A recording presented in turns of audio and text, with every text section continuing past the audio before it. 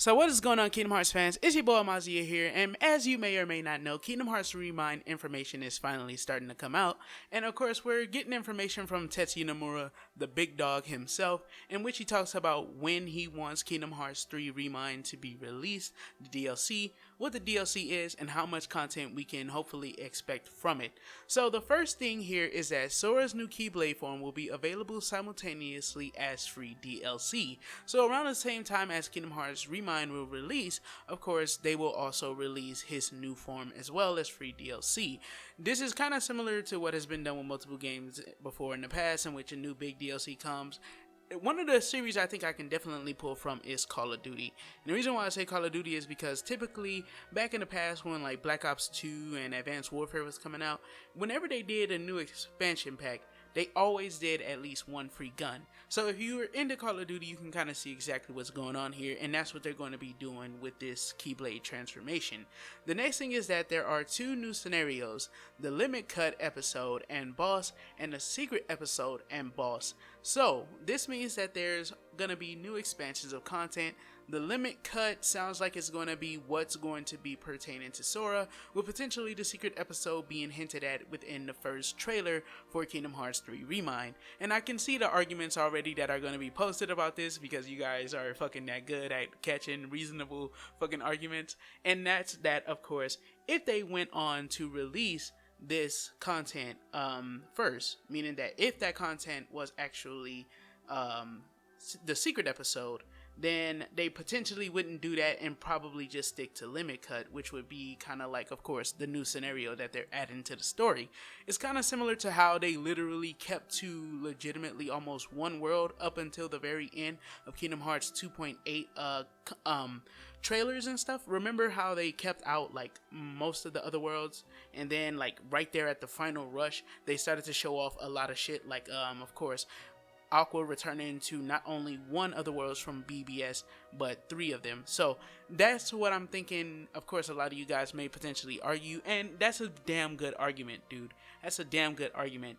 But I highly doubt that, of course, if Limit Cut is pertaining to, of course, Young Master Xehanort, I highly doubt that they would do that. But then again, the story may also, like, you know what I'm saying? There may be a new scenario that comes from, of course, the story itself, and then the secret episode could be based upon the secret ending. So I kind of have to, like, with that in mind now, I kind of have to change my thoughts on it, because I'm just not reading this information too.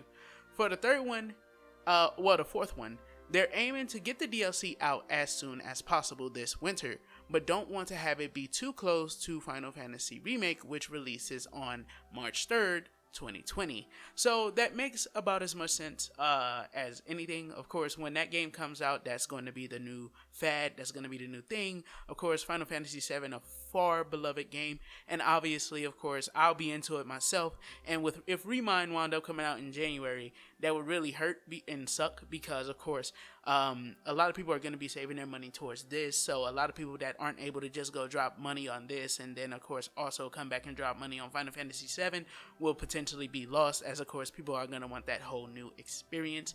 And then of course obviously there's a whole bunch of things that come with just simply being on time. You know, everything Kingdom Hearts related lately in the past few years has been pushed back. I remember when Days had its release date set, it stayed at that release date. It didn't change. I remember when, of course, Dream Drop Distance had its release date announced in Japan, it came out that day. Even though it had to come out, I believe, about a year later, it still had a set date in America. So, you know, they were very good with getting the releases out. When it comes to nowadays, it seems like they're kind of lacking in that department, and, of course, in that integrity in which they give a date and then, of course, that date falls through, which has happened with Final Fantasy 15 multiple times, Kingdom Hearts 3 once, and then, of course, with this, hopefully we don't have any of that. So with that in mind, obviously, that's the few information tidbits that we have thus far from Tetsuya Nomura when it comes to Kingdom Hearts 3 Remind. Of course, the idea that they want to get as many bosses in this as in Final Mix means that definitely they're working on a data version-esque version of course, the 13 Seekers. I think they won't be data versions, but I think they'll probably be, remember those little dark bubbles they would leave? I think those dark bubbles are now going to appear in each location, and what we will actually get is a kind of heightened form of all of the 13 Seekers, potentially them being connected to a lot of the power from Kingdom Hearts, or Xehanort's connection to Kingdom Hearts left these little fragments of what they used to be or who they used to be down in, of course, the Skeena Severance. So I think that that's what's going to happen. They may not do any lure tidbits, but we'll probably be able to tell by just looking at the designs of the characters, should the designs change from being their natural designs to being something new to represent these not being the original characters, and these refights aren't, of course, retreads of the story content, but rather post-game content. It's kind of like what they do with, of course, the data versions. Instead of coming in like you know, as soon as the battle start, they're there, like with Sora and stuff, and standing in their stance and stuff, and then they do their little gestures, and then Sora does his gestures, and then the battle starts in Kingdom Hearts 2 Final Mix. It's kind of like how, instead of that, they come out in those digitized forms. So imagine something like that, in the sense of they should have heightened forms because of their connection to Kingdom Hearts through Master Xehanort.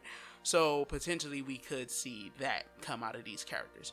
But let me know what you guys think about this information. This has been your boy Mozzie. Don't forget to do a little A-class gaming, and everything you do, don't forget to keep it A-class. I hope you guys enjoyed this video and can give me your thoughts down in the comment section below. And I'll catch you guys in the next one. Peace the heck out.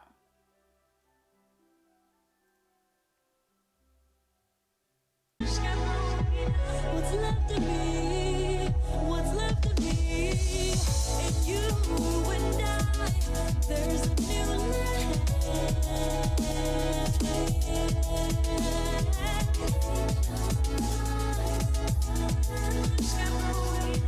Sanctuary, my sanctuary.